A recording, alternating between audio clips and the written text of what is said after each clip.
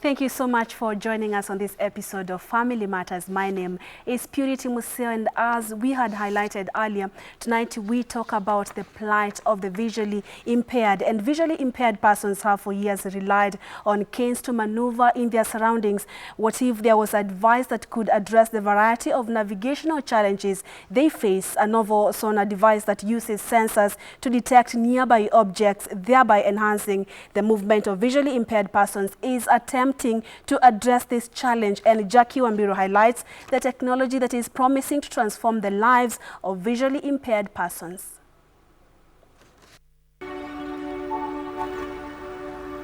Vincent Omondi walks down a pathway, casually walking, sidestepping, avoiding obstacles ahead of his path. Omondi's secret, a modern handheld mobility device called Fourth Eye.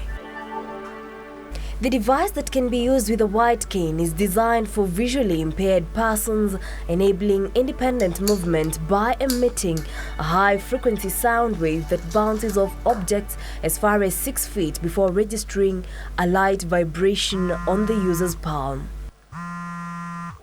In those unfamiliar environments, if it has something like a switch that you switch it on. So when maybe you are walking and there is something like a wall in front of you and you've not realized, if you put it in front of you, it will be in a position to vibrate. And when you draw nearer to the wall, it vibrates even much more.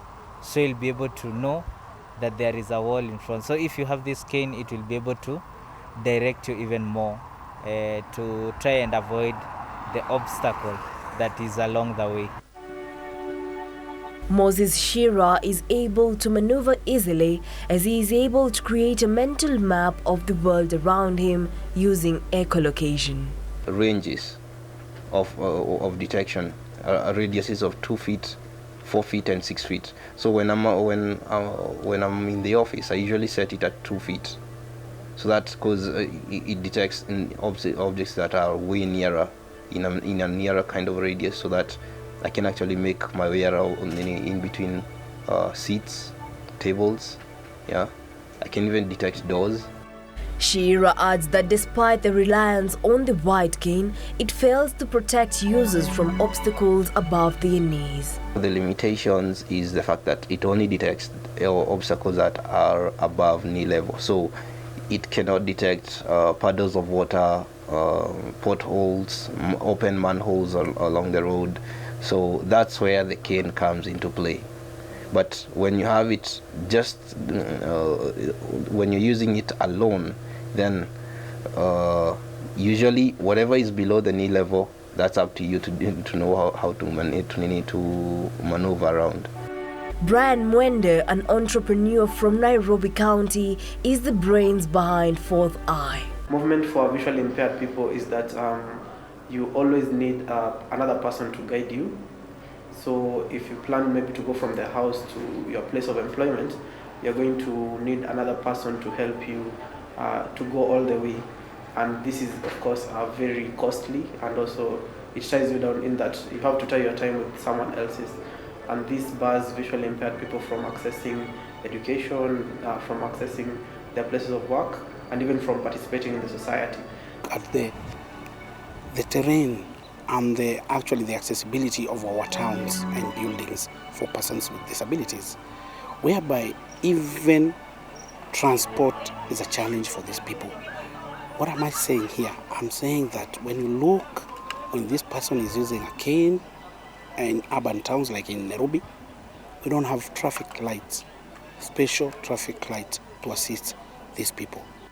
Mwenda, who has an engineering background, developed the device from scratch and hopes his invention will address a variety of navigational challenges faced by visually impaired individuals. The device has an obstacle detection system, which is the main part of the device, and we use echolocation in the device. Echolocation is where it sends out a sound pulse.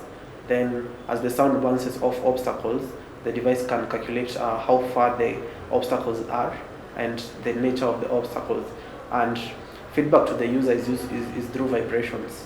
So depending on the vibrations, like when you move around the device, you can feel your environment, and depending on the vibrations, you can tell the nature of the obstacle in front of you. For example, if it's a very thin obstacle, if it's a huge obstacle, if it's a wall, it's very easy to tell this from the different vibrations. According to World Health Organization, at least 2.2 billion people across the globe suffer from vision impairment or blindness.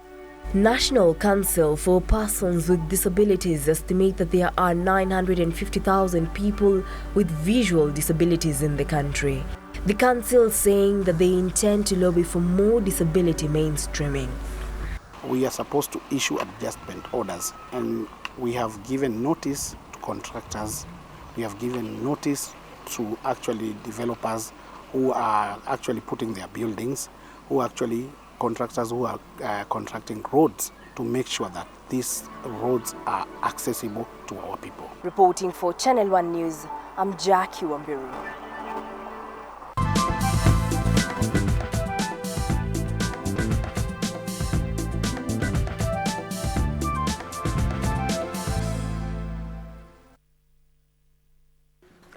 And Kenya will be joining the rest of the world next week, Wednesday, the 15th of October, to mark the World White Canes Day. And of course, the National Council for Persons Living with Disabilities is trying to employ different technologies to just improve the lives of people who are blind and also visually impaired. And to help us with the discussion, actually, we have our guest in studio right next to me is Muchiri. I beg your pardon. Next to me is Peter Muchiri, the chairperson for the National Council for Persons with Disabilities. And then next, the gentleman seated in between the two other gentlemen is Moses Chiira, who is the beneficiary for our project we will be talking about that is really improving lives of people visually impaired. And the gentleman at the far end is the innovator for this Fourth Eye initiative that is changing lives of many visually impaired persons. His name is Brian Mwenda. Thank you so much, gentlemen, for coming. Thank you. Yes.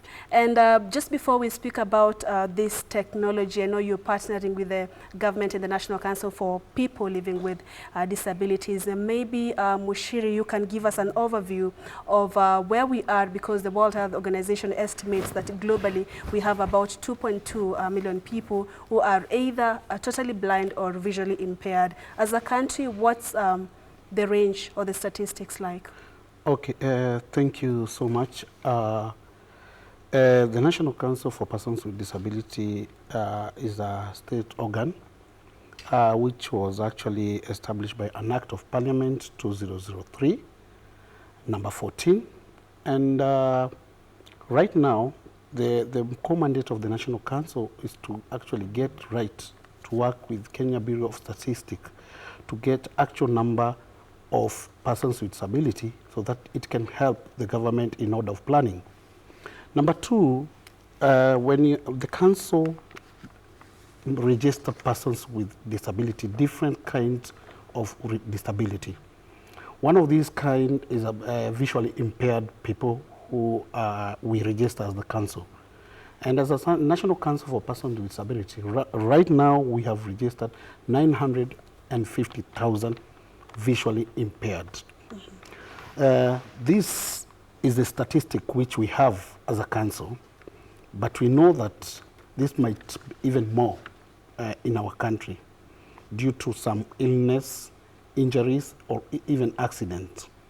And as the National Council for Persons with Disability, we cater for all categories of persons with disability, category of disabilities. One of these, when you look at the International Convention on the Right of Persons with Disability, we are talking about, they usually say that we have 169 kind of disability. And in Kenya, we are party to that because Kenya has ratified some of these international laws, instruments. So as a council, we are part of international laws as a UN Convention on the Right of Persons with Disability. And we are talking about the deaf, physically, cerebral palsy, spinal bifida, and hydrocephalus.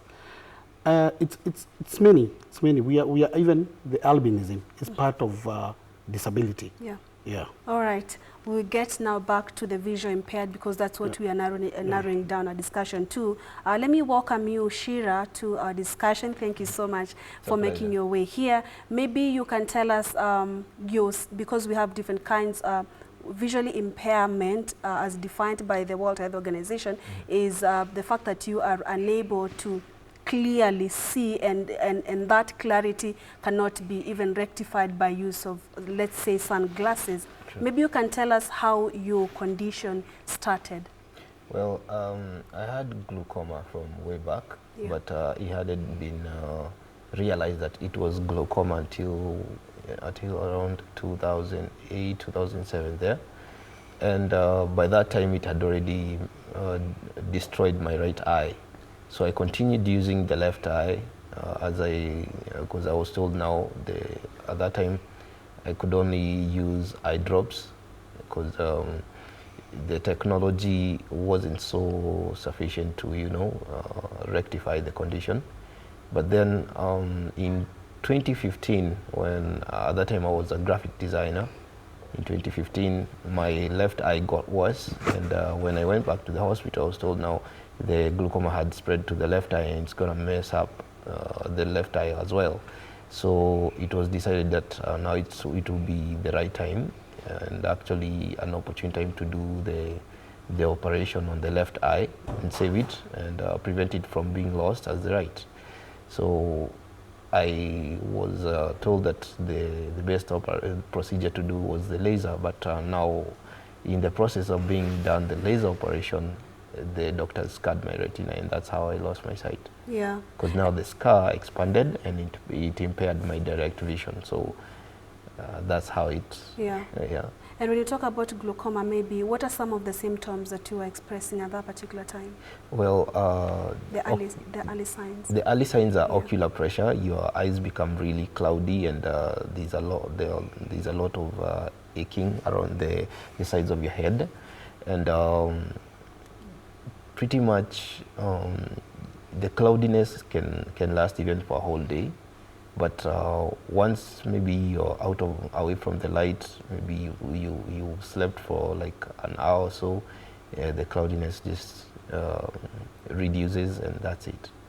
Yeah, so it keeps on coming back and forth. Yeah. All right. Brian, the world has been using the white canes the normal canes for quite a long time, and every person was actually used to, all people who are visually impaired, using a cane is just okay for them, and it's one of the ways of helping them maneuver around. When did this idea of this technology, the fourth eye, come?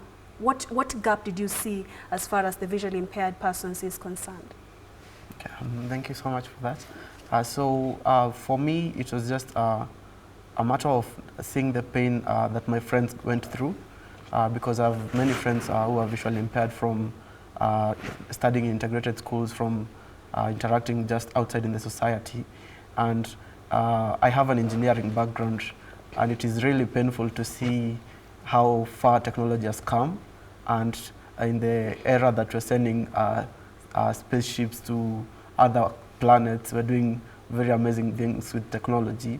And this is the technology now that I was studying, but still for visually impaired people, they still have to rely on, it's basically a stick for mobility. So it was just trying to see how can we use technology to solve a problem that can actually assist a very special part of our population. Yeah, and did you at some point feel like the visually impaired are being left out because there have been so many campaigns for other forms of disabilities, or apart from your friends, did that actually come to your mind and try do something to help them? Yes, definitely, because in the visually impaired are not in so many discussions, and which is really frustrating because like the loss of sight is like not disabling as some other disabilities are more severe. Losing sight, you're still able to do almost anything that a sighted person could do, and all you need is assistive technology, assistive devices to help you do this. Because if you think about visual impairment, even the normal glasses, those are assistive devices, because without that, even a person could not be able to read or do anything. Yeah. So it's basically having more innovations in this field, technology that can come in and assist visually impaired people to integrate into society better. Yeah, and Peter, before I get into the technology, maybe you can also help us understand some of the mechanisms that the council and the government have been had been putting to just try assist the visually impaired, apart from the use of the canes or provision of the canes. What other mechanisms and things that the government had been doing in the past to just assist them with their movements? Okay, let me say this. One of, when you look at, the government has put a lot of measures. One of these measures, when you look at the schools, visually impaired persons use brailles. We have even braille machines. And as a council, as a government, we usually purchase and actually provide these braille machines to the visually impaired. Number two, we are in discussion with the, actually the Ministry of Infrastructure and actually roads, just to make sure that even our roads are more actually accessible. We are saying this because when you look at our roads are not accessible even for the wheelchair users. And we are talking with the ministry, actually in partnership with our ministry, to make sure that even the roads which are actually constructed, they are more accessible, have these gadgets. Like when you travel outside this country, you can see that other countries we have even traffic lights which are more accessible to persons with visually impaired and even wheelchair users and even deaf. So that is what the conversation which we are having in the government. Okay. And Moses, how difficult was it for you after you lost your sight? Of course, some of the changes that happened in your life after you lost your sight. Well, it was quite a difficult moment for me because you know, switching from one world to the next, or a world you were never even used to, you didn't even imagine you could actually exist in. It was a tough one. And even using the white cane, now that it was even worse, because imagining that everything you used to do for yourself, now much of it you have to depend on someone else. Like, say mobility wise, you have to be guided. If you're using the cane, there's that feeling of you don't know what's going. You're going to tap into. You don't know where you're going to step. Take your next step as you're walking. But I would say with the gadget, things are easier. We will talk more about the gadget. Maybe just a follow-up on the first question. What could you now do for yourself, and what could you now not do for yourself? Some of the things that you would get assistance after you lost your sight. Well, I would say like mobility is the biggest part of it. Like I used to be guided everywhere I'm walking, you know, even around our house. Outside, maybe to the church, to the shopping center, but right now I can do it on my own. Yeah. All right, so now Brian, I'm welcoming you to tell us the functionality, because you're saying you used to see your friends really struggle trying to move around. Tell us more about this Fourth Eye initiative. How different is it from the white cane? Okay. Yes, so the idea is to give a visually impaired person enough information about the environment to make a good judgment when moving around. And for a sighted person, this comes in seeing obstacles and going around them. So once that sense of sight is lost, we try to give this information in another form. With the Fourth Eye device, we're giving this information through vibrations. So the device uses echolocation, which is basically sound imaging of the environment. And then if there are obstacles, it will relay this information to the user through vibrations. So the device will vibrate in your hand to give you information about the various obstacles in your path. And using this information, it's very easy for a visually impaired person to just maneuver the environment. And what are the components? I'm seeing one with Moses. Maybe do you have a few of them? Yeah, sure. All right. So basically, it's a very, we tried to build a low-tech and high-utility device. meaning once you go very high-tech, there are many other components that are involved that maybe will limit visually impaired people. For example, we are thinking of adding GPS connection now. This will now bring an issue of cost of data and all that. Then you're going to lock out a very big population of visually impaired people, maybe from the rural areas who cannot afford the device. So basically there's a sensing unit, which is basically the unit in front of the device.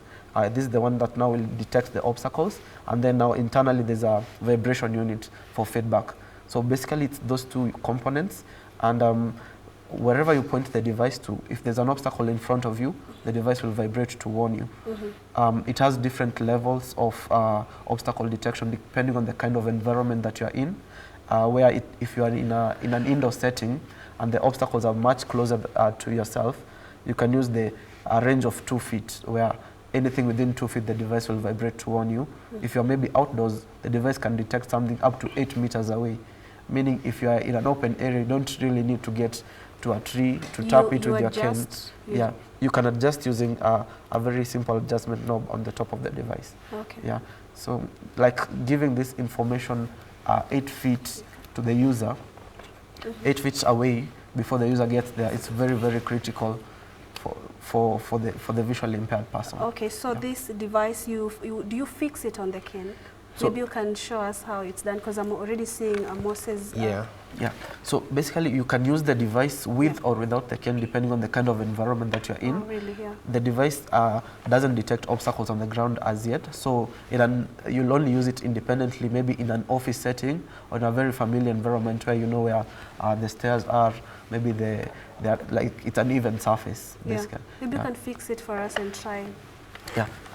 Using it. So fixing it on the cane is very simple. You just open the adjustment knob. So this is the normal cane that the people with visual impairment this is the standard cane. Okay. So the device is what built. They need to buy is just this, the device. Yes. All right. But once you buy the device, you usually provide the canes as complimentary. All right. So basically, it can fit any standard cane.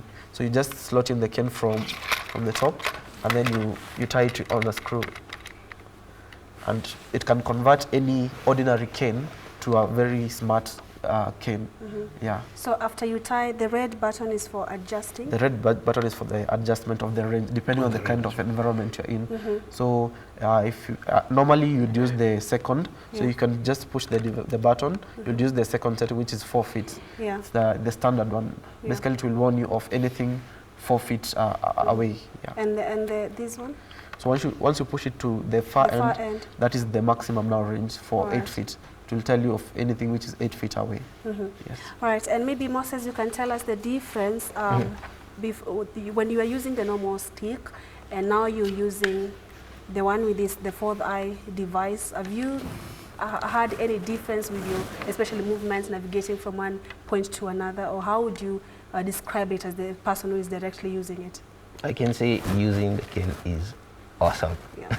You know, with the smart cane, because you see, with this gadget, I can actually, the fact that I can detect obstacles from quite a distance, now my judgment is like I can either walk towards that obstacle and tap, and you know, just decide whether to go around it or to go back, or just avoid it from that distance that I've detected it. Because way back when I used to use the cane, I would say like the best example is I used to run into parked cars. I'm just tapping around, and then maybe there's a truck ahead of me, and usually trucks are way, like, because of the big wheels, they are very high. So I'll find myself right under them maybe, and I'll end up injuring myself. But with the gadget, once I detect an obstacle, the nearer I get to the obstacle, it continues vibrating like continuously. So once I step away, or like even by an inch or so, it just goes silent. And actually I'm trying to use it here. Maybe I can demonstrate. There's no vibration, but I'm seeing when I'm trying to move this direction, there's a vibration. True. So that's how it works. So if you're moving this direction, it vibrates, and then you change your direction. You realize there's an obstacle ahead of you, so you change the direction. All right. And as the government adopted this new technology, maybe you can tell us how you're working with them. people coming up with these ideas to just improve lives of the visually impaired? Okay, thank you. We have partnered with the, let me say this first. This is the greatest innovation for persons actually with visual impairment. Because when you look at this gadget, when you move to an obstacle, it automatically vibrates. Yeah. And that is a warning. And now this gadget will make even more of these people, our people who are visually impaired, more independent. So as a government, we have partnered with this, Innovator. And next week on Wednesday, we shall launch these gadgets, because we shall be celebrating International White Cane Day, which will be celebrated here in Nairobi and other areas, other towns. This is actually to create awareness for persons with disability. As your first question was about the visually impaired persons who have been actually left behind. But as a council, we are bringing all categories of disability on board. As this year theme for the UN Convention is leaving no one behind. That is why we are creating awareness to all categories of disability. Only last week, we had an International Spinal Bifida Day. Last month, we had a Deaf Awareness International Day. This is to create more awareness for persons with disability in our country. And actually, this device, it will make our people more independent, because these people will no longer need the guide. You see, people who are visually impaired always have a guide who are trying to actually hold their hands so that they can show them. But when you have this device, and he has explained very well that it depends on the range. When you are walking, you can put 8 millimeters when you are walking, but when you are inside your house, you can just you can put 2, because it's just a small place, and you can be able to detect, because the house can be more congested. So this device, it's a very well, actually, innovation to our people. Yeah, and Brian, how do you store it? Because I'm finding it difficult putting it down, because it's going to start vibrating. So once you pull the adjustment knob to the very top, that is the off mode. Okay. Yeah. So once you switch it off, you can put it in your pocket. Very small device. You can store it with the cane normally. Very, very small and compact. And when you start moving now, you switch it on. Yes. All right. Let's talk about the cost implications for this. Okay. So right now we are trying to bring the cost as low as we can, but no, it's a technological device, hardware development. There's a lot of development involved. At the moment, the device goes for 10,000 shillings, but we're working with the council, of course. The council, of course, is trying to provide as many of these devices to visually impaired people as possible. We're trying to work with foundations, with corporates in CSR, to see many of the visually impaired people actually having access to this device. Yeah. And one of the things is the chair has mentioned the bill that they're trying to pass that deals with the tax exemptions, which will be very, very critical in terms of now removing tax from this device for like VAT and import taxes that come with the development of the device. And personally, I think we have one of the most progressive, the council is very progressive in terms of adopting new technology, because it's not anywhere where you come up with a new technology and the government will just adopt it for persons with disabilities. But the fact that they've acknowledged that it's time that technology comes in to play a part in improving the lives of the visually impaired people, then I think that's a big thing for the government. Yeah, and do you need to recharge it? Do you need to reuse it after, maybe to buy another one after some time? Is it a long-term or a permanent device? What is its efficacy like? So this is like a permanent device. This is something you buy and you stay with it for life. So no charging, no... So it's rechargeable. Does it use a... All right, yes, that's rechargeable. Yeah. So it's rechargeable. All right. Yeah. And actually charging was one of the, like in development, charging was one of the areas that we really had to work on, because we factored in that most of our people live in areas where they can't access electricity. So once you charge the device, on one charge, the device can stay for up to 30 days without needing another charge. Yeah. So you find like at least in 30 days, someone will find another place to charge it. Yes. And Moses, you can tell us how long have you used the device, and what are some of the challenges that you have encountered, or let's say how have you been using this device? Well, usually, because I'm an intern, and so much of my time is spent in the office. Yeah. So I usually use it without the cane, because I can just basically just hold it and walk around with it. And the best part is the fact that it stores a whole lot of charge. Once I charge it overnight, I can use it even for 1.5 months. Because whenever I get to wherever I'm going, I just switch it off and it saves power. And the other thing is I can even go, I usually go with it even up country. I feel pretty much safe. Yeah. Yeah. All right. And Muchiri, you've put the number of people who are visually impaired to about 950,000 in Kenya alone. So for people living in the rural areas, of course, this is one of them. This technology is trying to help people who are visually impaired, but for people living in rural areas, how are you going to address the issue of electricity connectivity? Let me say this. Yeah. As a council, we have our disability services officer throughout the 47 counties. And when you look at the gadget, it's like a phone.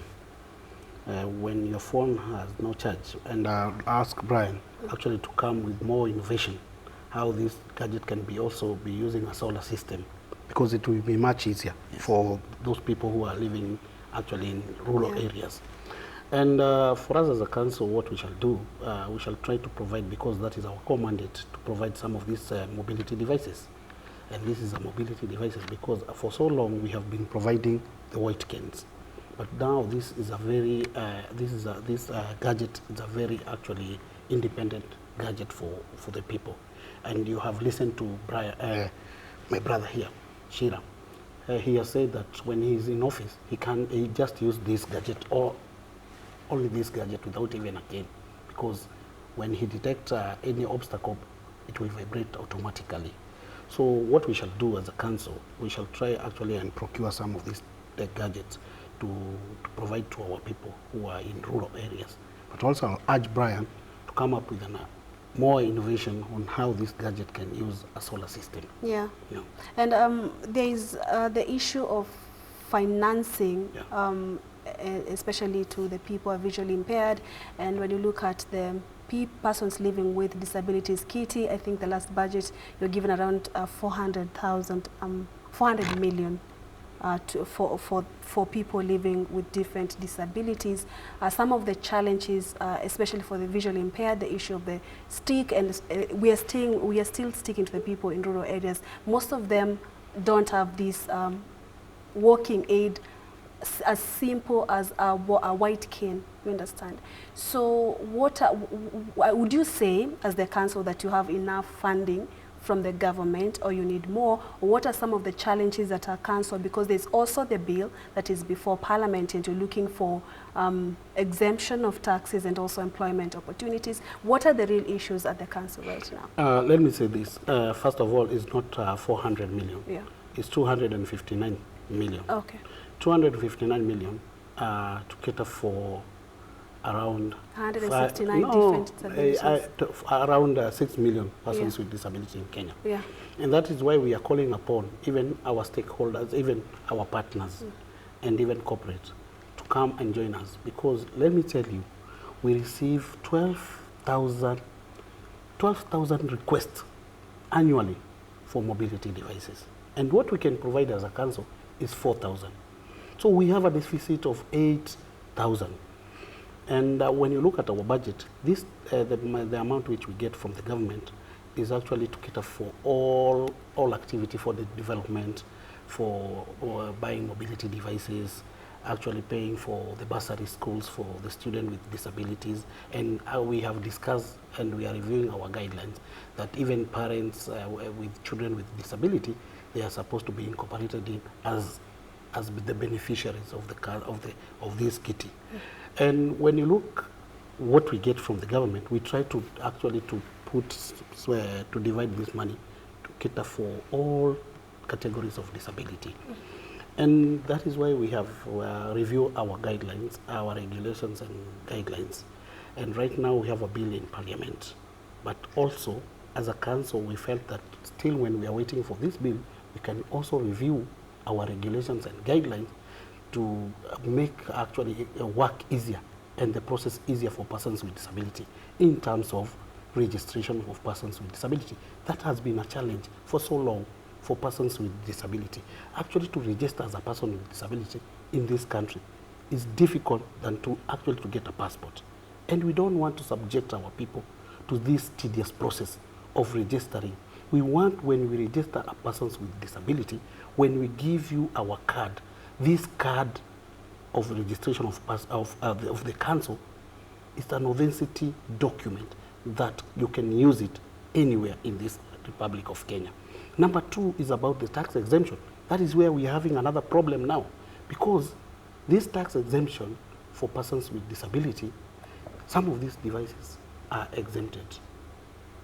That we, 2 weeks back, we had a task force which we sat down with all the stakeholders, including the KRA, including also the Ministry of Health, because when you look at the issues of disabilities, the medical report, you must be checked by a panel of doctors, and they must ascertain that you are a person with disability.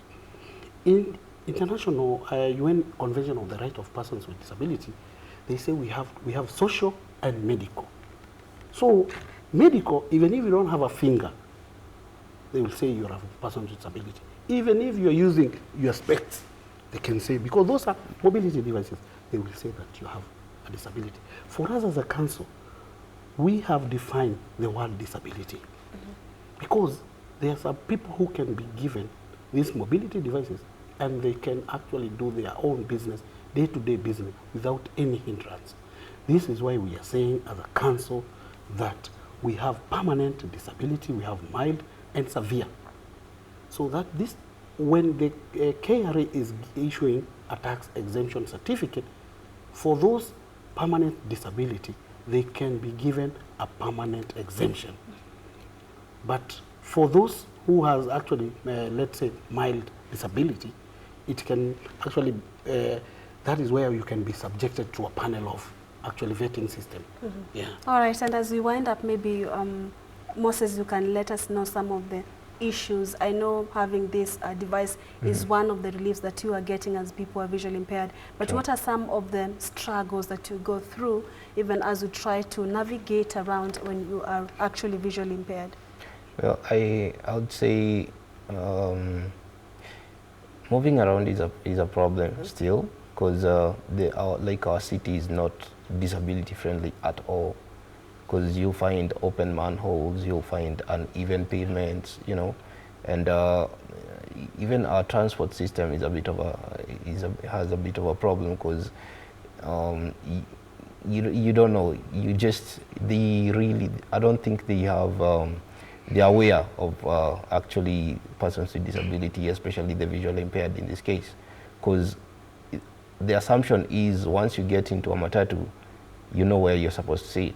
So once you get into a matatu, if I'm visually impaired, I'm supposed to find my way, you know. So that's one of the problems. But the major one is just walking around the city, because even the public itself is not like, I would say, very much aware of us. They keep on bumping into us, even when you have a guide. And then, you know, like with this gadget, much as it's helping, if you don't know where the manhole is, then you're definitely going to fall into it. Yeah. Much as you're using the white cane, because there's just that much it can do. Yeah. But I know with time, Brian is gonna come up with even a more awesome device. Yeah. Let's just hope even the chair, you've had some of the challenges that the visually impaired go through. Hope they will also be addressed in the bill that is before Parliament. Yeah, we have already addressed all issues. Yeah. Yeah, because we are operating under an act of Parliament. And right now we have that bill in Parliament. we have addressed a lot of issues concerning persons with disability. All right. Yeah. Okay, thank you so much. Thank you. We have Muchiri, we have Moses and Brian. Thank you so much for your time. And of course, looking forward to seeing all of you on Wednesday next week during the... Yeah, you're most welcome. Yeah, thank you, because you didn't welcome me. No. But thank you. Yeah, Thank you so much. And that's all the time we had for the show. Thank you so much for your company. Thank you for your feedback. I'm Purity Museo. Good night and God bless.